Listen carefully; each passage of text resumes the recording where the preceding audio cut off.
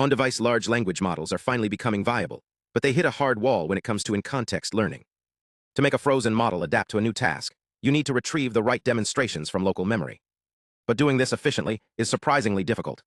If you rely on simple lexical overlap or frozen embedding similarity, you miss task-specific structure. If you try to fine-tune a retriever or call the target model to score examples, you blow past the memory and latency budgets of edge hardware. You need a retriever that understands task semantics, but doesn't require gradients, backpropagation, or external model calls. This is exactly the problem the CoRA framework solves.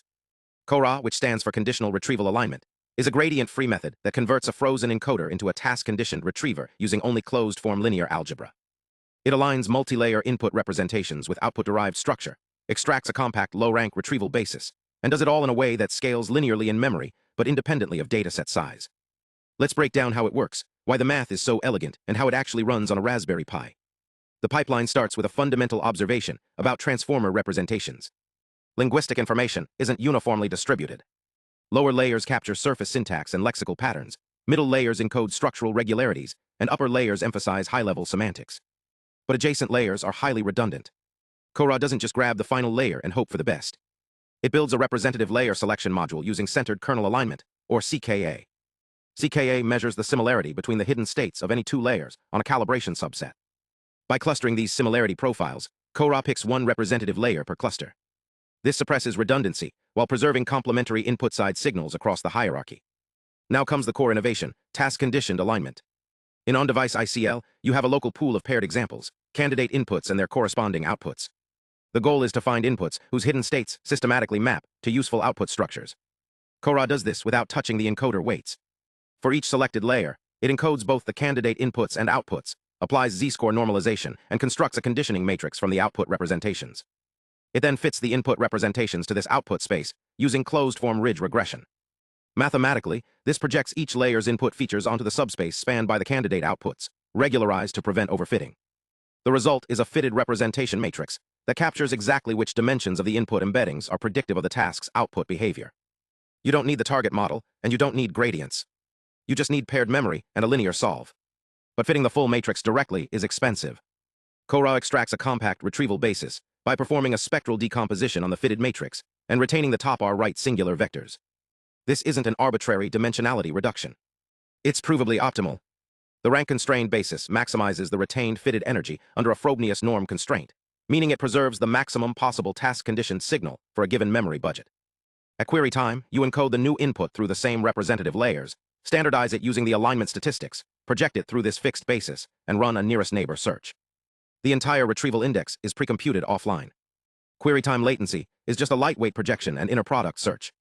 Here's where CoRA really shines for edge deployment: memory scaling.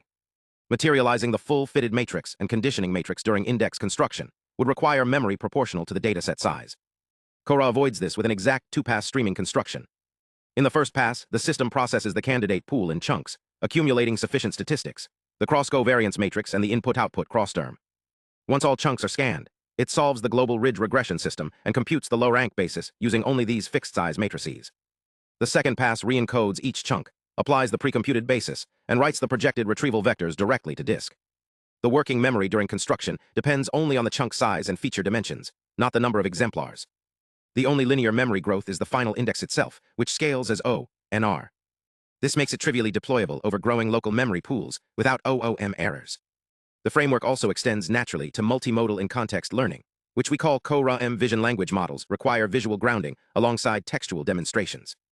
CoRA-M keeps the text-centric layer selection, but injects visual features into both the conditioning matrix and the retrieval representation. It uses the final layer pooled representation of the target response for conditioning, since that already acts as a compact semantic summary, and pairs it with the projected visual embedding from a frozen vision encoder. This joint conditioning allows the low-rank basis to adapt to cross-modal task mappings while maintaining a unified retrieval space. The ablation studies show that placing visual features on both sides consistently outperforms single-modality baselines, and that correctly aligned visual signals are strictly necessary for multimodal gains. The empirical results validate the design across 10 textual datasets and 4 multimodal benchmarks.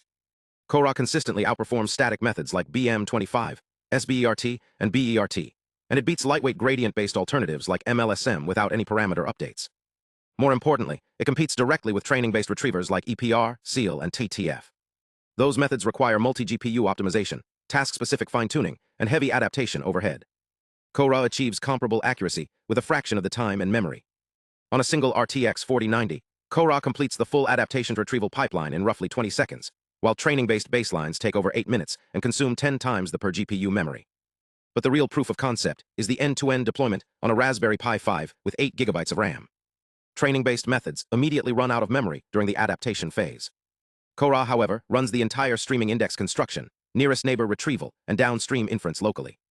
It successfully retrieves task-conditioned exemplars and feeds them to a quantized 2 billion parameter model, demonstrating that gradient-free, output-aligned retrieval is not just theoretically sound, but practically viable on consumer-edge hardware. So why does this matter for the broader AI landscape? In-context learning is one of the most efficient adaptation mechanisms we have, but it's been bottlenecked by the retrieval step. You can't afford to call a cloud model to score examples, and you can't afford to fine-tune a retriever for every new task. CoRA bridges that gap by treating retrieval as a closed-form alignment problem. It leverages the geometric structure of frozen representations, conditions them on output semantics, compresses the signal optimally, and streams the result with minimal memory overhead. It's a clean separation of concerns. Offline index construction handles the task conditioning, and online retrieval stays lightweight, deterministic, and fully local. If you're working on-device AI, federated learning, or privacy-sensitive retrieval systems, CoRA shows that you don't need to sacrifice task awareness for efficiency. Sometimes the most powerful adaptation comes not from backpropagation, but from careful linear algebra and streaming computation. The full paper and implementation details are available from the authors. I highly recommend checking out the methodology section if you want to dive into the streaming sufficient statistics derivation and the rank-constrained compression proofs. Thanks for watching, and I'll see you in the next one.